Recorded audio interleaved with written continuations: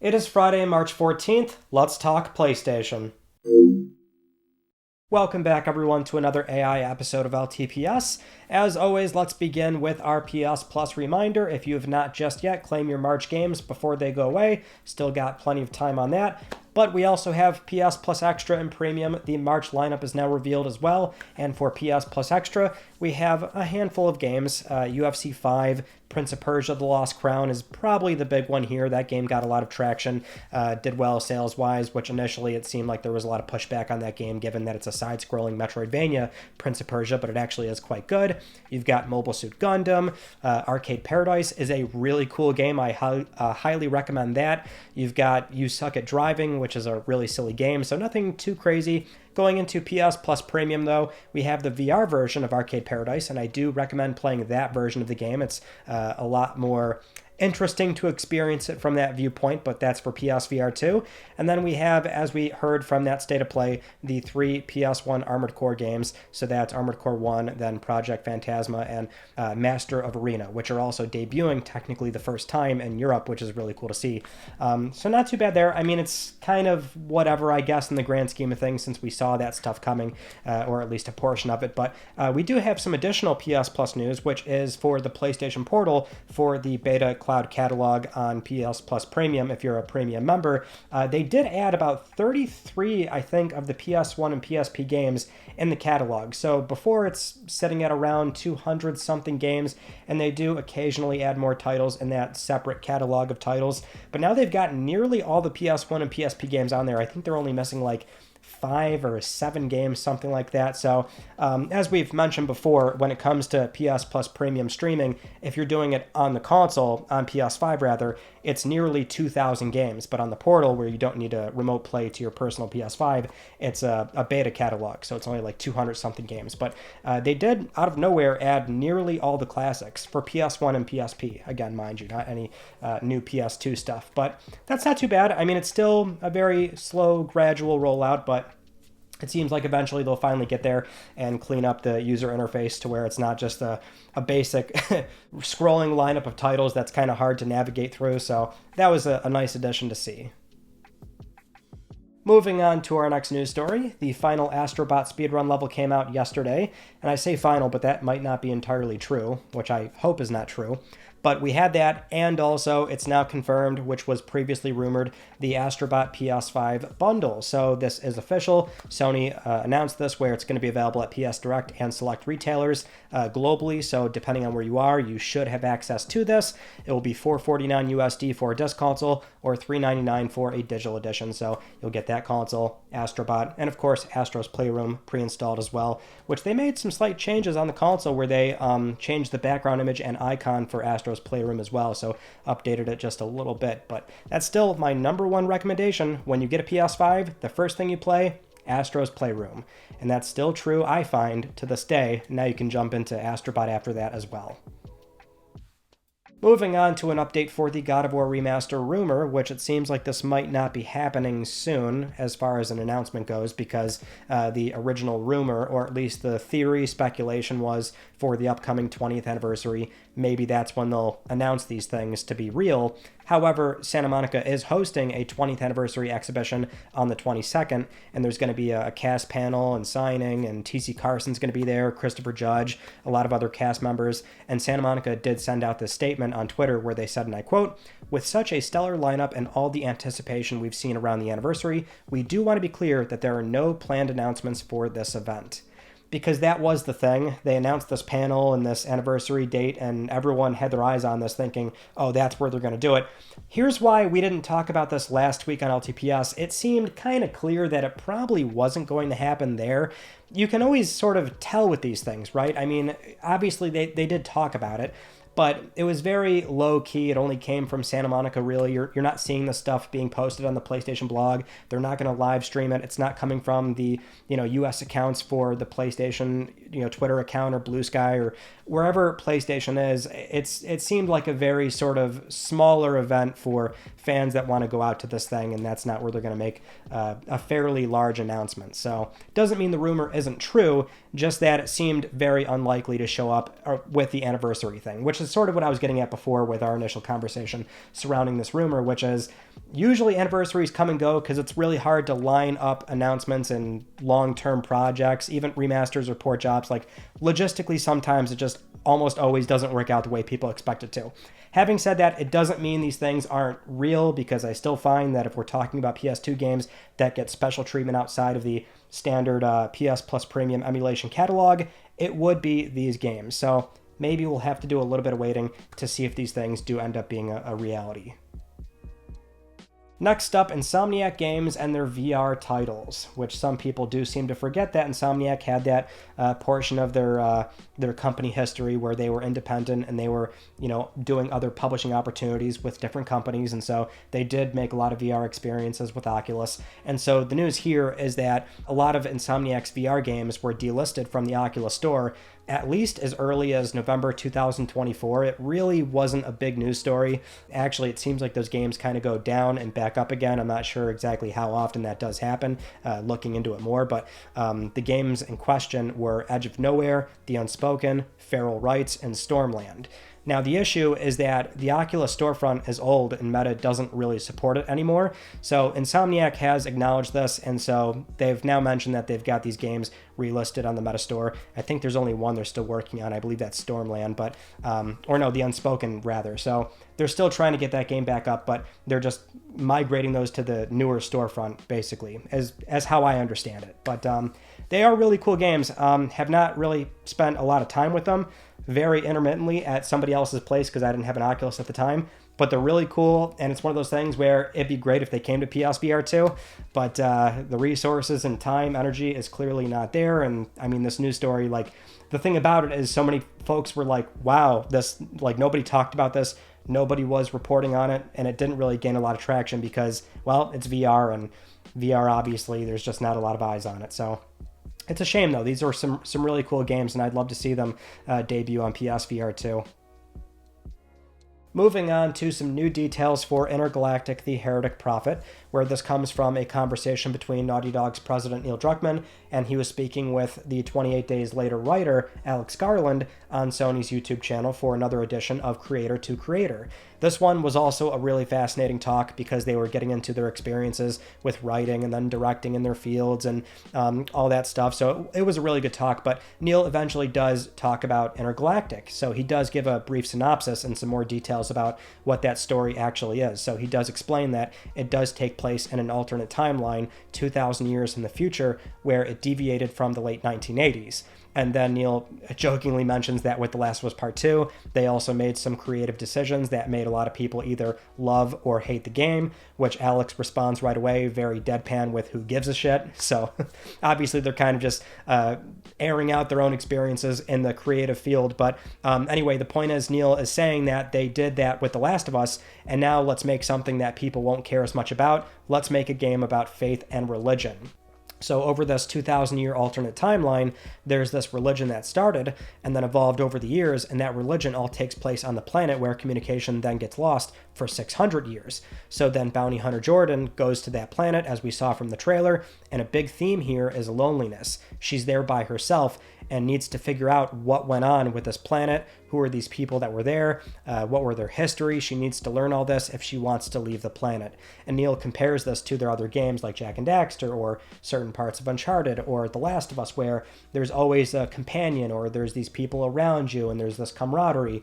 And here it seems like he's making it very clear that it's going to be Jordan by herself for a lot of it, and there's a theme of loneliness. And that, I really dig. I dig that vibe a lot. I don't know if it's because it leans more into the idea of it's very different from their prior games, but that is kind of what I want to see more of. And I've always been of the mind where it's like, I wouldn't mind another Uncharted. I obviously wouldn't mind another Jak and Daxter, assuming it goes in a direction that I'm happy with. Like, their whole concept with Jak 4 kind of deviated far away from what Jak was to me, but, I digress. Or more Last of Us. Obviously, I would be happy with more Last of Us, but it's something where it's a lot more exciting to me that they go in a direction and try something different that is like very different from what they've previously done. And so far, most of Intergalactic does represent that, not just from what we're hearing as a big central focus on more gameplay, but still being very heavy on narrative and weaving that all together. But hearing loneliness, religion, faith. Okay, cool, sign me up. I'm ready to see more of this game. It's just that clearly they're still far away. I would think this game is at minimum a 2026 game, but also possibly a 2027 game. But I think if they're willing to show what they showed and say what they're saying now, maybe it will be a 26 game. Maybe we won't have to wait nearly as long as we're thinking. Moving on to some other PlayStation Studio news, like Rise of the Ronin, where that game now shipped on PC after the year of exclusivity on PS5, and the PC version is in not good shape. It seems like the performance issues are very much there, and so they probably have some work cleaning up that version. But the more pertinent Sony news here is that it seems like the game would not have happened without Sony, which is not the first time we've heard these things. But we did hear with, speaking with RPG Site, this was from Team Ninja's development producer Fumihiko Yasuda, where they said the game wouldn't have began without SIE, saying, and I quote here, "We received support in publishing and localization for the Neo series, but for Rise of the Ronin, in addition to that, PlayStation Studios was involved in almost the entire PS5 version development process. They shared valuable insights on various aspects, including accessibility and improving onboarding accuracy, which not only enhanced the value of the title, but also providing a significant experience for Team Ninja." So yeah, not the first time we've heard about that. This game would be considered a first-party title in the eyes of Sony, considering that's just how they approach and see these things.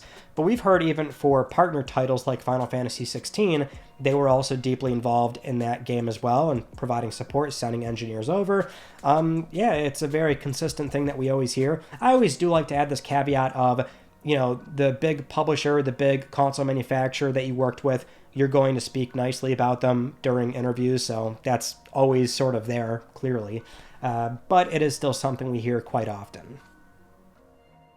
Now, going back to VR news, I think it's really important to highlight that we had 6 new game announcements for PSVR 2, and they were all from Flat to VR in some way, shape, or form. The company Flat to VR, I find, is like a very important thing to have right now in the VR space, which their company name is just that, Flat to VR. It's a collection of developers, and they've got a studio, and they facilitate that transition from a 2D game to VR. It seems like they have a bunch of services that just in some way, shape, or form help those games get VR versions, or they step in during the development process for certain games. It seems like a kind of jack of all trades will help you, make this game in VR in some way, shape, or form. So having said that, we just got 6 new games announced for PSVR 2, and that is Out of Sight VR, which is a horror game, very atmospheric, puzzle adventure being described as.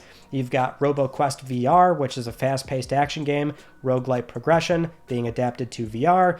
You've got Shadowgate VR, first VR entry in the Shadowgate franchise. Then you've got Surviving Mars Pioneer, which is a survival crafting resource management game. Early access is this year. Then Wrath Aeon of Ruin VR. It's basically classic 90s FPS action, similar to Doom or Quake, coming this fall. And then Postal 2 VR, the 2003 cult classic open world game, is finally going VR. That's why I love Flat to VR and what they've been doing so far. And it seems like they're really ramping up. They've got so many projects that they're now sort of pulling the veil off of, and this is cool. This is what's so, I think, fundamentally important with VR right now, is that the pitch does need to be, I think, maybe a sort of mediator team of developers that can approach a studio and go, we know that you don't have the resources or time to do VR. Here's our services. Let us step in, bring us into the pipeline, and we can do that and facilitate it for you. And it's a model that I really hope does play out well for them in the long term, because VR definitely needs it. Next up, the very expected Death Stranding 2 on the Beach release date trailer that was shown off during South by Southwest, because we all were thinking that's probably what's going to happen, and it did. It was a 10-minute long trailer, and the game is coming out June 26th, with pre-orders beginning March 17th. The trailer itself, let's talk about that. So, again, it's 10 minutes long. It's one of those things where Kojima is like one of the only people and the only studio that will make 10-minute long trailers that just show you a lot, but at the same time don't answer much of anything, if that makes sense. Because it's Death Stranding, and it's more Death Stranding, so it makes no sense in a lot of ways. But there are things you can pick up and sort of piece together. For me, watching this thing, I'll tell you, my initial thought was like, okay, yes, it does look unbelievable. Decima has never looked more gorgeous on PlayStation 5. Now, the character models, obviously, they're great. Animations look very fluid and believable. The kiss scene is just incredible between Fragile and Sam. But like, it's the scenery is just so dense, and that's what made me like audibly laugh in hysterics the first time I was watching the trailer. I was just like, oh my god, look at just how lush these environments look. It's insane, absolutely nuts.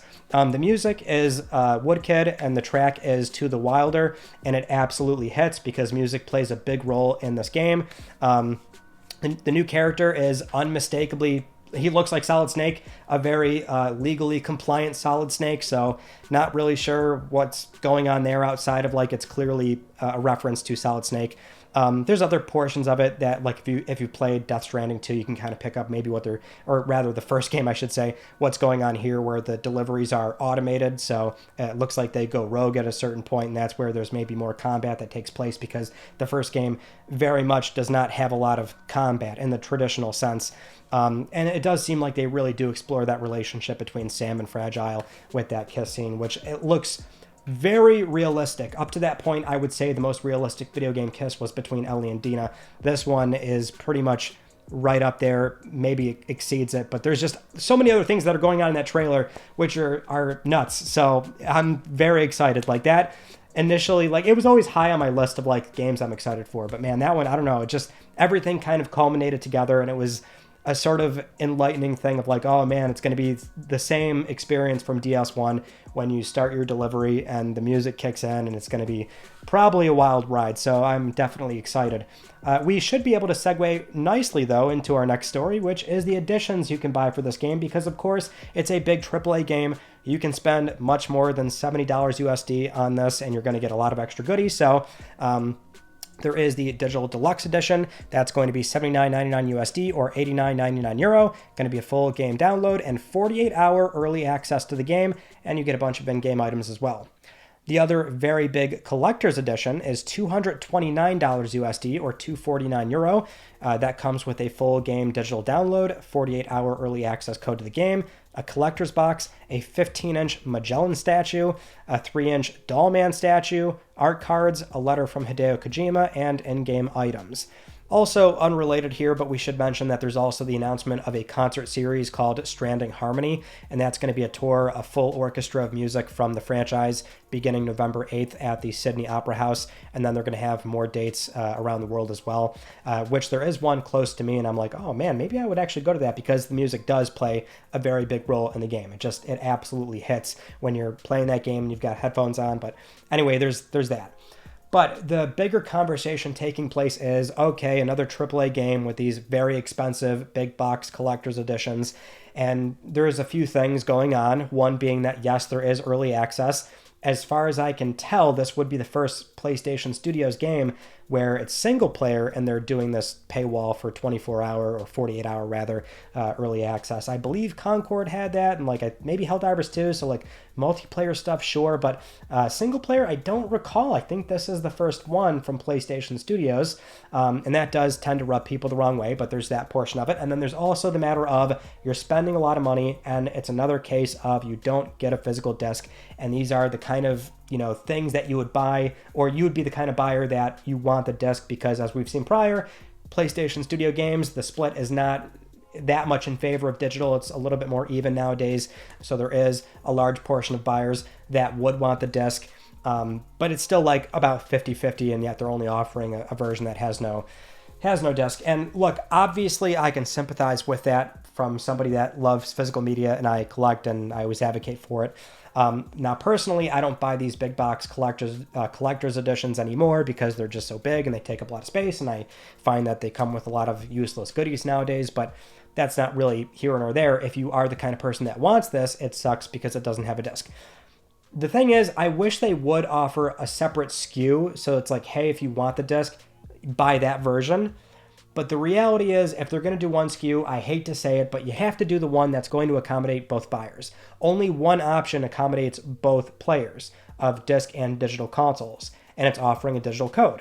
It can be played on both. The other option only speaks to one portion of the customer base, and you just can't really ignore the other ones because they chose to play digital, which is, you can't chastise those people. Clearly, most people are playing digital nowadays, right? So I think the best case scenario would be make another SKU, just include the physical print for that separate box. But, when it comes to production and shipping and fulfillment and having a whole separate box and fulfilling it that way, I know it's a pain, obviously, so that's why they don't do it. But it sucks. I guess it's going in that direction of things that people generally don't like, which I don't either, so not exactly happy with it.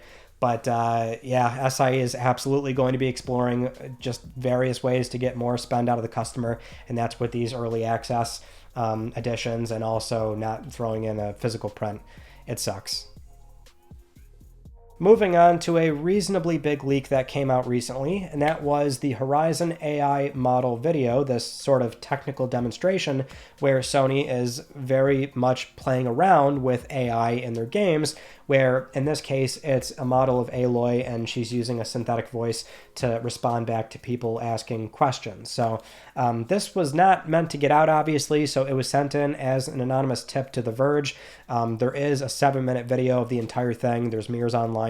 I can't show it because it's taken down now, so very likely I'll just have to show you screenshots, but we will break down exactly what this thing is, because there's some very important context as to what this thing is. So this was showing off SI's advanced technical group out of Amsterdam, where you had Sharwin, and I am probably going to get this wrong, but Sharwin Raghobardajal. This demo was initially made in March of last year, 2024, and was, quote, really just a fun prototype project to show what we can achieve. They spent about 7 working days with 1.5 people putting the first demo together. Fast forward to November 2024, and the team decided to show it behind closed doors at the internal Sony technical fair, or technology fair, and they didn't want to use the first demo, so they spent another 3 weeks improving it beyond chatbot capabilities. So this does work in the full Horizon Forbidden West game running on PC, and they share information like time of day, enemy count, inventory, current main mission, things like that to the game state. And so on a technical level, it's a mix of things Sony has developed, like Sony EVS, Decima obviously, Mockingbird, but also large language models like GPT-4 and Llama 3. So in practice, it is speech to text, but AI driven to give realistic answers. So the actual demo shows Sharwin asking Aloy some questions, and Aloy gives back some very specific answers about the game's lore. And to clarify, this is not Ashley Birch's voice. It's a more generic synthesized voice. But for the gameplay portion, Sharwin asks about where they are, what's around them, if there's enemies, what are their weak points on those enemies, what weapon is she holding, and she answers all of these things in context of the game world. And Sharwin does make it very clear that this is super early stuff, and contextually it might not work even if you're, say, talking to the protagonist, but you're supposed to be the protagonist. And how would they have this performance budget for, using this on retail consoles, things like that. So it was very clearly an early sort of pet project by only a few people for a few days. Then it got into a few weeks and they showed it off at this internal fair, and it was not meant for the public viewing. So there's that important thing to consider. Now, of course, Sony, a very big company, like a lot of other big companies and publishers and studios, they will be exploring this in some way, shape, or form. I think maybe it's a little bit more surprising that, like, the first thing that we're seeing, and it's maybe not more than that, or there's not a larger concentrated effort, and maybe that could be happening within other portions of the organization. But to hear this was more of a pet project thing that's clearly not going to be a reality for the short-term future, maybe that's the more surprising thing. But it kind of gets into like what we've said before about the AI use cases, which is it would be naive to think that it doesn't have a place in game development. But how do we make that, how do we navigate it in a way where it's a very safe extension of human work, and you're not just removing labor? And what does that mean for voice talent when they're signing away rights to have their voice synthesized beyond their standard lines? And so there's just a lot of avenues where it gets very slippery, as they say, and it could go south very quick for what is big public companies that want to make a lot of money and try and reduce their labor cost, which has already been just substantially redundant the past few years, where we've seen tens of thousands of jobs leave. It's been super ugly. So it's always a little alarming. the thing is, like, if we want to try and frame this in a way where it's like, yeah, there is genuine use cases. That was maybe another fascinating part of seeing this presentation is like, well, yeah, that does make sense. And it, would be not nearly as easy to do if those were all voice lines because they have to be pre-recorded and predicting what the player is going to ask. But if you do incorporate an AI model, it becomes a handy accessibility feature of, maybe somebody's blind. And it's like, well, tell me where I am. What can I see? How do I approach this enemy? What's within 5 feet of me? I mean, there is very much ways this can be utilized, and it could be extremely useful, but it's so dependent on the game and the context of the world and, what is it there to serve? Does it really make the game better? There are a multitude of ways this can be discussed, but it was at the very minimum like a cool thing to see. It very much does come off as a small thing that is not going to be the reality in the short term, but it was very much a peek as far as what SIE is exploring and what kind of things and experiences we could look at as we go into, say, PlayStation 6. Now, in other next-gen adjacent news, and also PS5 Pro news for the short term, we did hear more about this AMD Amethyst collaboration directly from Mark Cerny, the PS5 system architect. So he was speaking with Digital Foundry, and he talked more about this, where he says, and I quote, "The neural network and training recipe in FSR4's upscaler are the first results of the Amethyst collaboration. Our focus for 2025 is working with developers to integrate PSSR into their titles. In parallel, though, we've already started to implement the new neural network on PS5 Pro. Our target is to have something very similar to FSR4's upscaler available on PS5 Pro for 2026 titles as the next evolution of PSSR. It should take the same inputs and produce essentially the same outputs. Doing that implementation is rather ambitious and time-consuming, which is why you haven't already seen this new upscaler on PS5 Pro." Now, Digital Foundry has been doing some initial testing on those RDNA4 GPUs with FSR4, and they were using some PlayStation Studio titles as a benchmark. And though there is definitely a performance cost over FSR3, it generally does seem to be a pretty big leap over FSR3 in image quality. So there's absolutely some examples where there's certain environmental detail that can get smeared up on FSR3, but it gets completely fixed, or at least now shows as intended on FSR4. So things like moving particles and objects or flowing water, things like that. Mark Cerny also elaborated on this further with what their collaboration with AMD means, where he said, and I quote, "There are really two goals, one shorter term and one longer term. The shorter-term goal is to co-develop neural network architectures and training strategies for game graphics. We're stronger together than apart, so it makes a lot of sense to combine some of our resources when tackling these problems. And because we began this collaboration in earnest in late 2023, when PSSR development was wrapping up, I'm happy to say that there have already been results.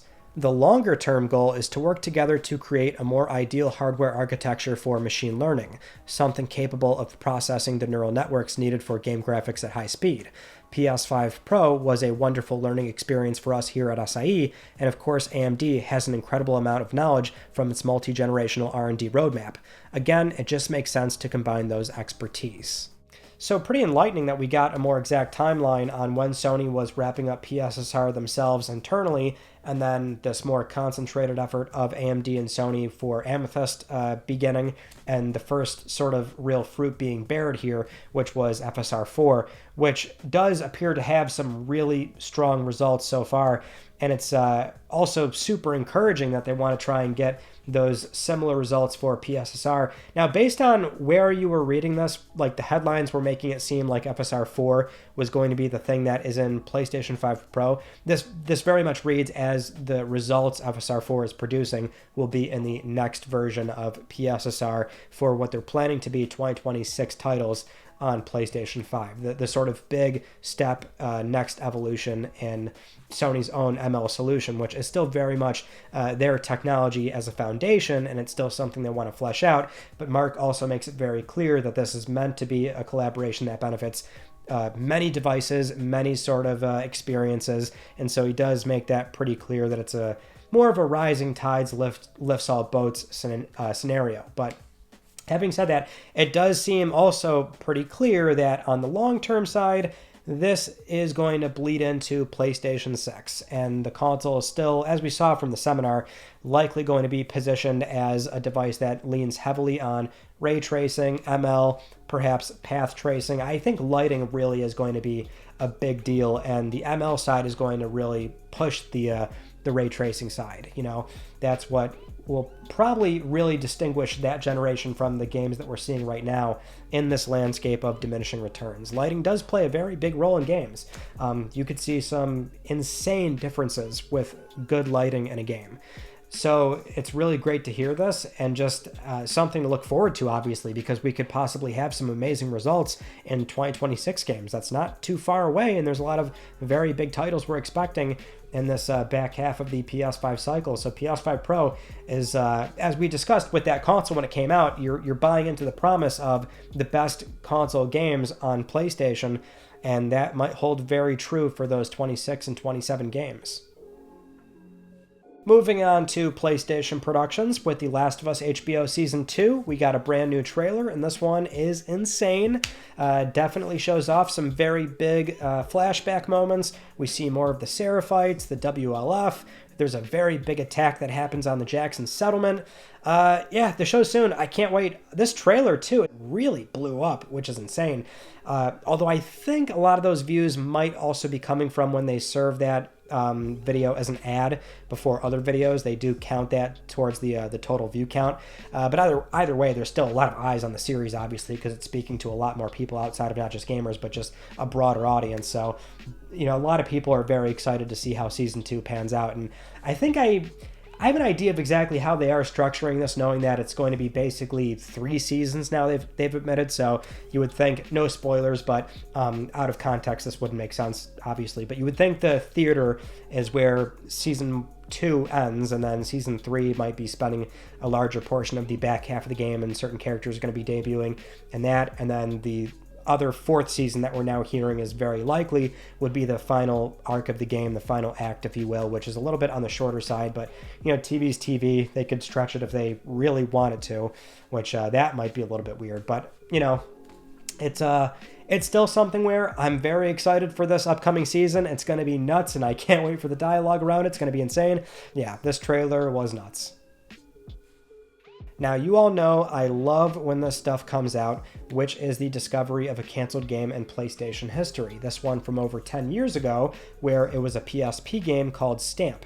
So the kind folks over at Obscure Gamers did discover this, and they dumped all the material online. So we've got a trailer and these internal slides and a presentation. But this was a canceled Japan studio game that was pitched in 2008, 2009, somewhere around there, and then planned for release in 2010. Again, it's called Stamp on the PSP, which it does look like a very colorful side-scrolling game with an element of, you know, environmental manipulation. So the face buttons were color-coded in-game as a way of creating with the square button, or breaking with the triangle button, bouncing with the circle button, and deleting with the X button. So the trailer is really cool because you can see that they had a pretty, you know, finished vertical slice of the game, sort of pitching what exactly it was. And we can even see a breakdown of proposed marketing spend, price points, required sales for a break-even ROI. Just, it's always awesome to see this stuff. You don't get it too often. And it's also very enlightening. I mean, there's a lot of ways you could dive into this game further, but at least on the ROI side, it's also like one of those things where you can easily look back on it and see the amount of sales they would need and the type of marketing spend they could possibly give to the game. But then the sales just start to creep up further as far as like how much more they need just to break even. And you look at a game like Stamp on the PSP in 2010, where PSP sales, you know, for individual software, mind you, wasn't exactly doing all that well. I mean, in a way, I'm looking at it going, man, this would be, looking at the numbers, I'm like, this would be really tough, I think, for them to make money on that game. And so it's like, I hate to say it for Japan Studio, but we always knew, like, a lot of those games, as creative and beautiful and fun as they are, they just don't make money.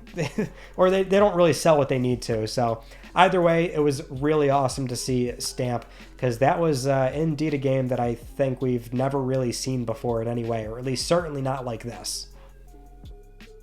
Now, with all that said, it is time for Let's Talk Plus, the weekly Let's Talk PlayStation giveaway, where one of you can win a $10 PSN code. I would like to congratulate this viewer right here. I'll be contacting you very soon via email or X, and if you'd like to win a $10 PSN code, it is so simple. Follow the link down below, enter the Gleam giveaway, and supporting this channel a number of ways can gain you an entry, and I'll announce the winner next week, because I'm trying to help pay for your games. Those are all the stories from this past week that I wanted to talk about with you all, and our Tuesday video was exploring more memory cards. The PS1, this is the second time we've done that console. There were some really good save files, and some games were really tough to finish, so that was a good entry. Go check that out.